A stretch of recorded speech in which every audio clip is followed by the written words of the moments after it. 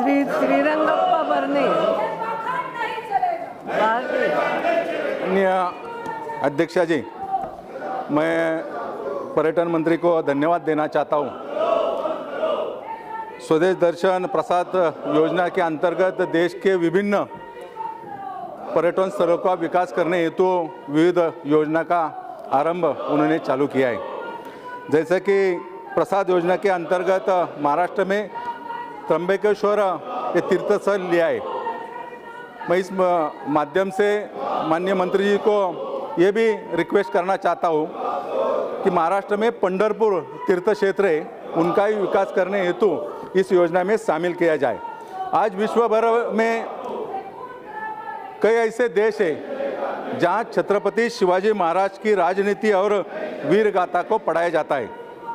छत्रपति शिवाजी महाराज ने महाराष्ट्र में कई सारे ऐसे किले बनाए, कई संख्या में पर्यटक वहाँ आते हैं। इसमें बच्चों, युवा तथा विद्यार्थियों की संख्या अधिकतर होती है।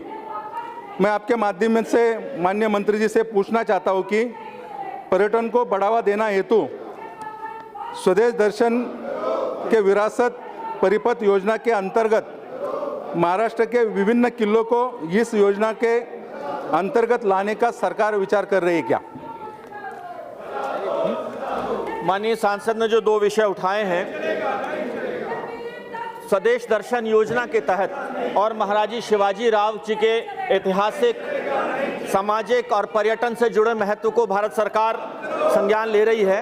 पंढरपुर को हमने स्वतः ही रामायण परिपथ के अंदर लिया हुआ है और शिवाजी महाराज के लिए भारत सरकार ने भी, हमारे प्रधानमंत्री जी ने भी विशेष योजना के तहत उनसे जुड़े हुए सभी किलों, उनसे जुड़े हुए सभी स्मरण स्थलों को हम विशेष तौर पर प्रयास कर रहे हैं कि शिवाजी महाराज के महत्व को देखते हुए पर्यटन की दृष्टि से भी, ऐतिहासिक, सामाजिक और राष्ट्रीय सम्मान की दृष्टि से भी पूरे विकास के क्षेत्र के अंदर शिवाजी महाराज के स्मरण स्थलों को डेवलप किया जाएगा।